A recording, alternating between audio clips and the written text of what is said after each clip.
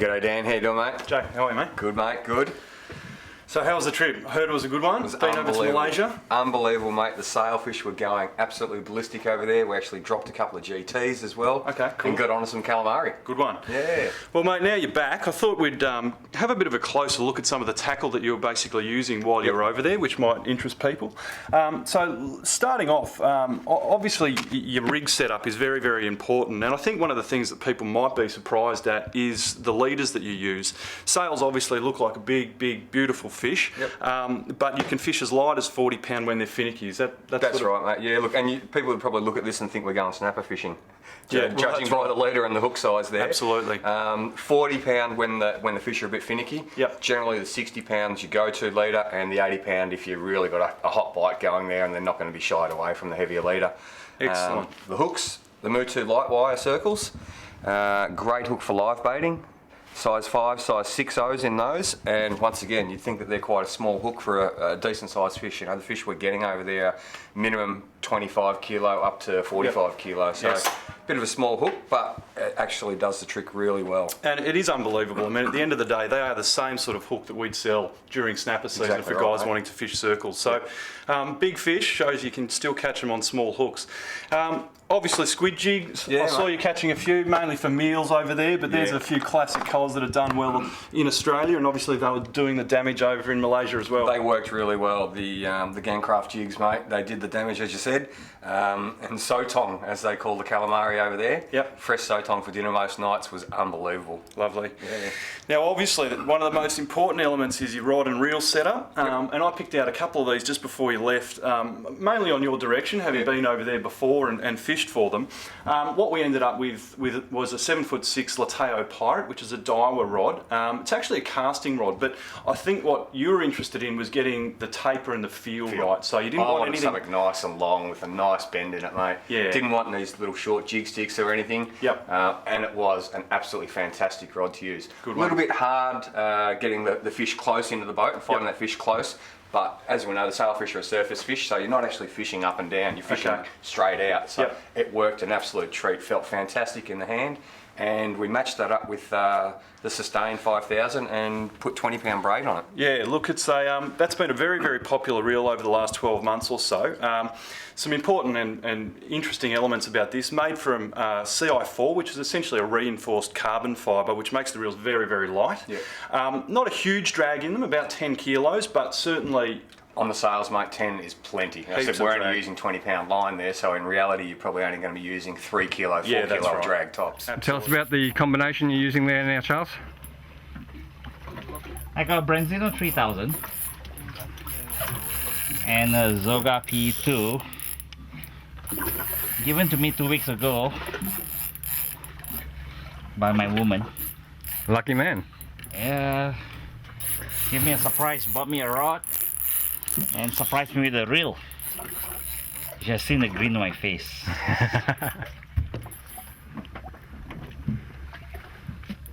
Heading to the front and turn his head.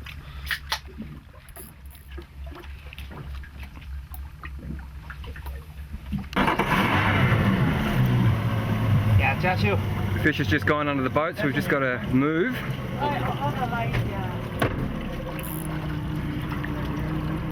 Sail fishing in Kuala Rompin. Fun. Simple. No aggro. No 4 AM in the morning. Breakfast at 7:45. You can have a second cup of coffee. Get on water by 8:30 and we're on sails by 9:30. Up there. Oh yeah.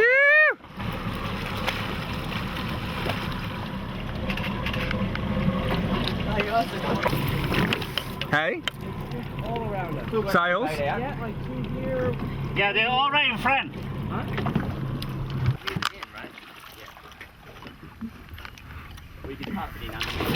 Yeah! See there? Circle right in the corner of the mouth. Beautiful hookup. Hooked out. Look at that. This is what it's all about. What an amazing fish. I've said it before, I'll say it again. They are absolutely spectacular. And what we do here, we actually put our finger in the mouth as we're swimming the fish.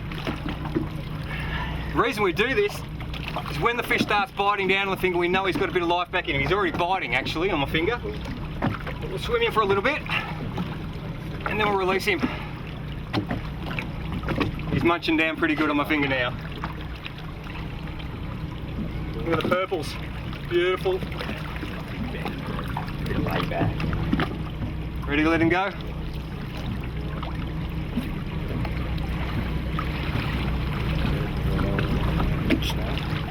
I love these sailfish. I love them so much. So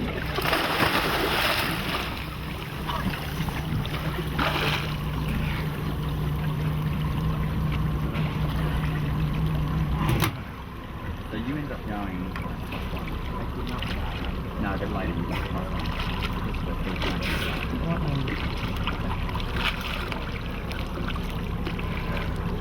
Awesome. Fuck you, dude.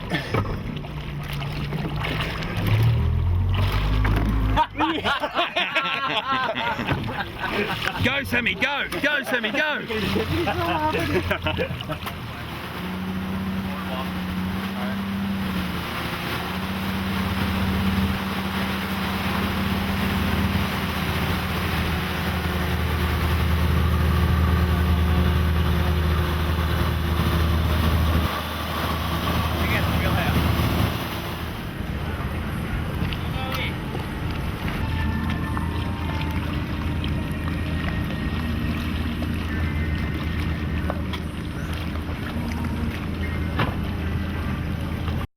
I'm here with Matt now, the proprietor of this fantastic restaurant, and he actually owns all the land around here.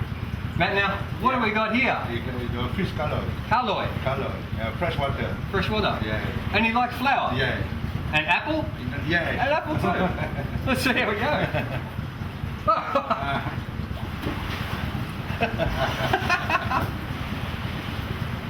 More.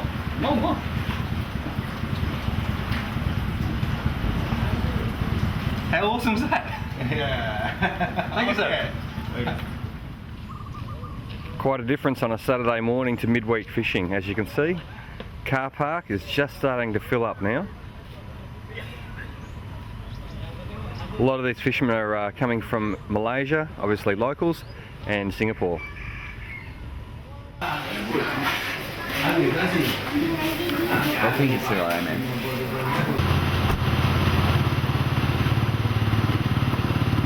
Kuala Rompin, the home of the sailfish. Something not quite right with this picture. Boys have been telling me it's my shirt all morning, but as you can see, that's not a sailfish, that's a marlin. Doesn't matter. They do actually get some marlin in the waters here, but that's not what the prolific fishing is. It is the sailfish. Let's go get some.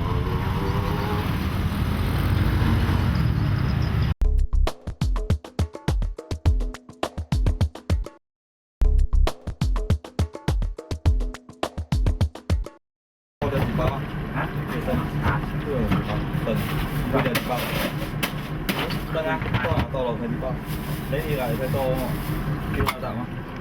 Ok.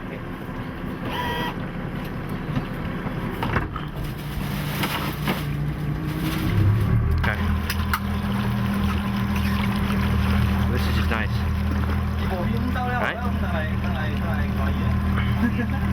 The banks of the Rompin River. This is where the chalet is, just up in front of us, where all the boys moor their boats. As you can see, it's a bit of a shanty town, but that's part of the charm. It's gonna go.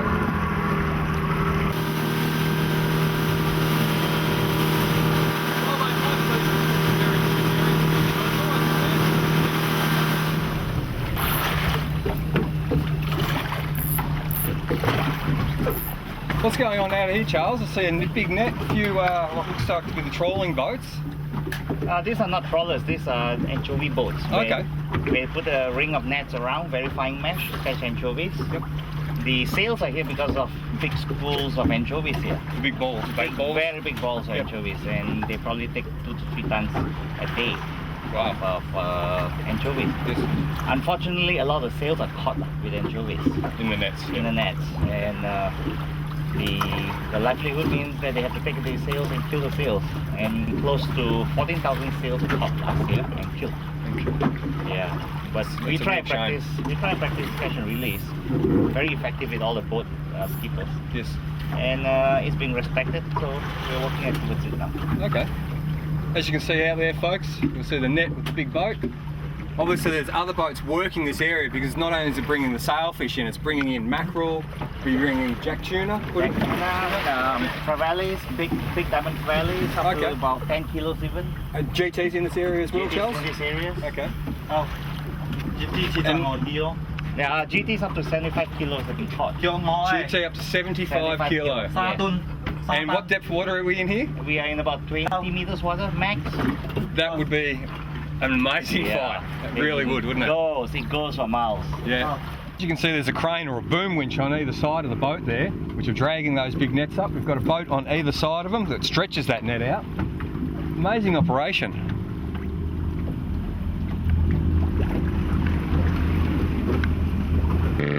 Unfortunately, I'm not quite sure if you can see it in the camera. We'll get up a little bit closer. But here is the example of what Charles was just saying before, the bycatch of the sailfish, unfortunately. Dead sailfish floating in the water. It's not a great sight, unfortunately, but have a look at that.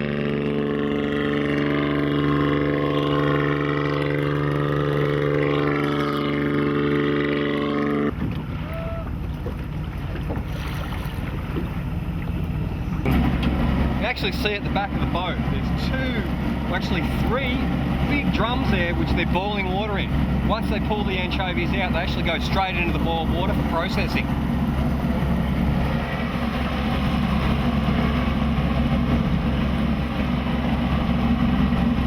So unfortunately, as you can see there, another dead sail coming in from the net.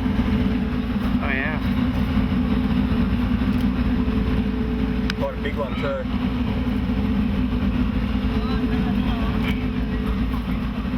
They're just going to drop it over the side, I think.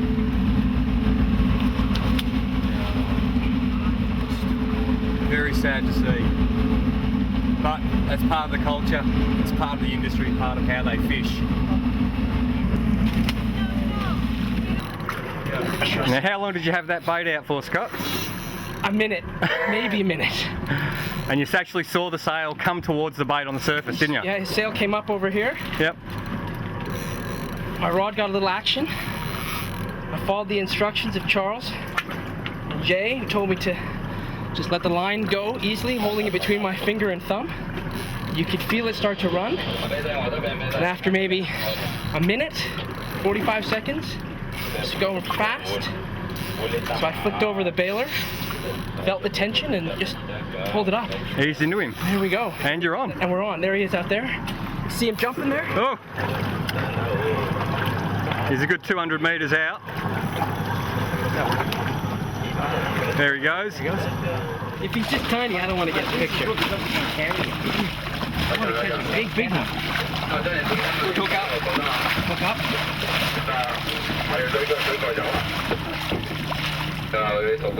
Pliers. Liar.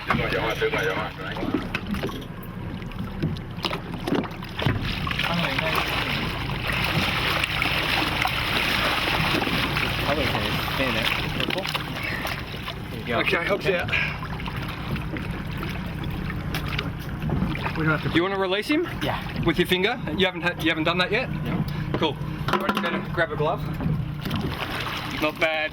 Wait 1 minute. Bait's in the water for 1 minute. Got onto his first fish for the day. Fantastic stuff. He's not really biting down yet. Oh, there he goes. He's biting now. You fine? Feeling it? He bit me twice there. Yep. So do we let him go? One more if you get another one again. Still swagging. So I should let him go? It's okay? Push him out that way. There you go. Beautiful. Well done, mate. Thank you.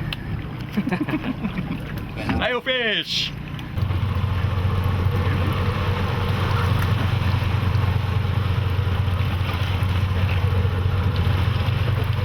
Boys have come to check us out. Maybe they want to come fishing with us.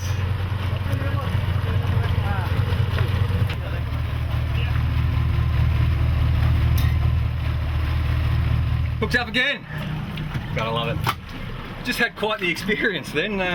We had to stop fishing for about 45 minutes, which wasn't ideal as we were hitting a really good patch of sails. And we got boarded by the Coast Guard.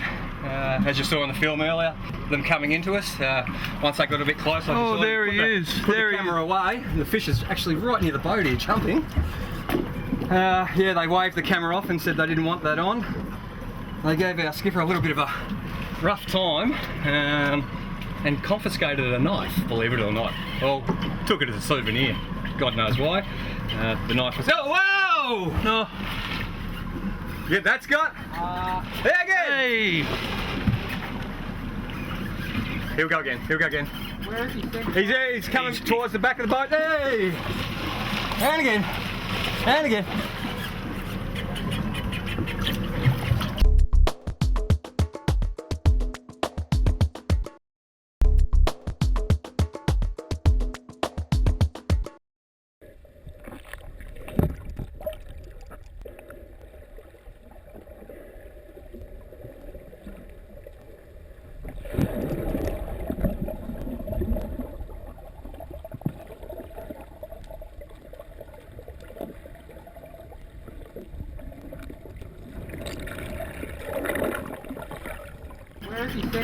He's coming towards the back of the boat. Hey!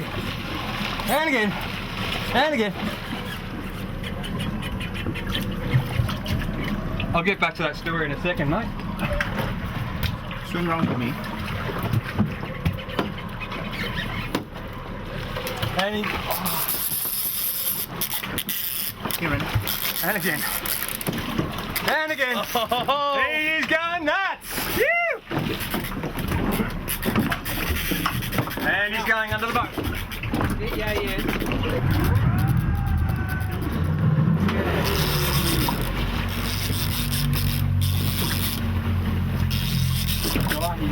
Got to be close now, Jay.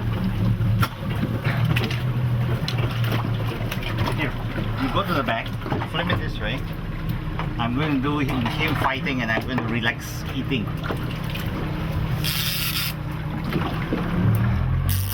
Basically straight down under the boat at the moment.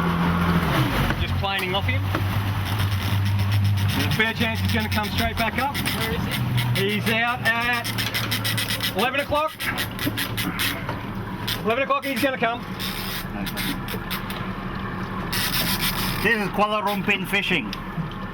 Jay on a good strike and me having lunch with civilized fishing.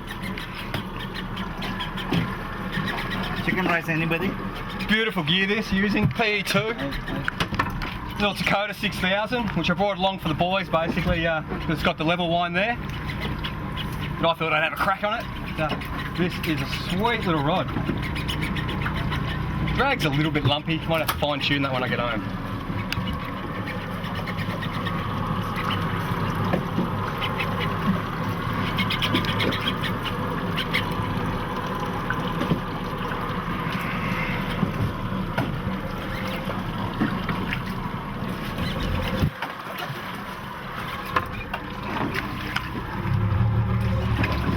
Apologise for the bright shirt today, folks. It was the lightest shirt that I had, and when we got up this morning, I think it was about 35 degrees at 7 o'clock. 5 o'clock. I won't be coming up yet.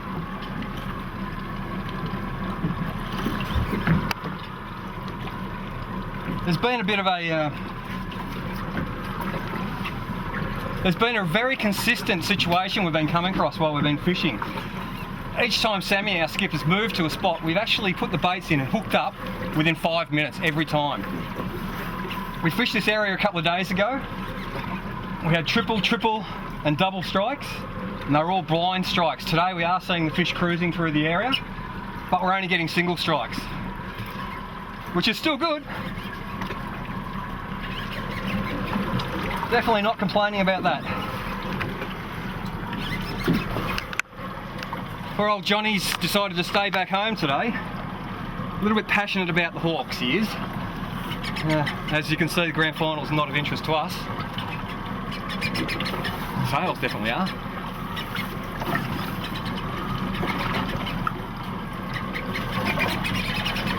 He's not happy. And he's up.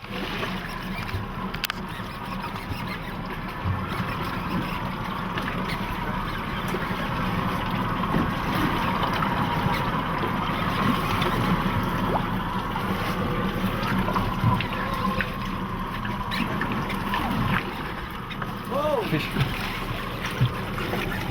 Here he is. Alright. Just shy of the boat. Just going to turn around a little bit.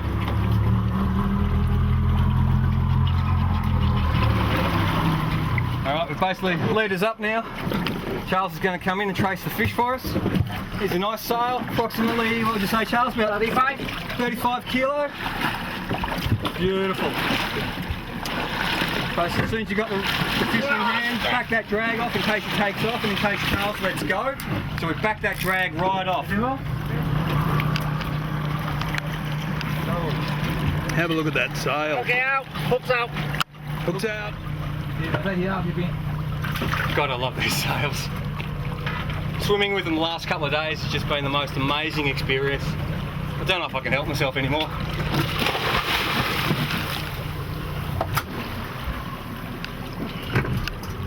Bye bye.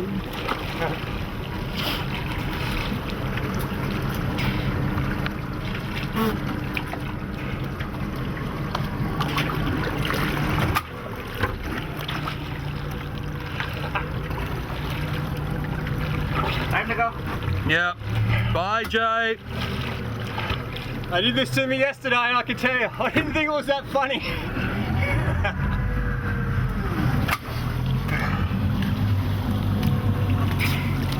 Get it, sailor. You got it? No, I grabbed Put it off. Put it so much. Off.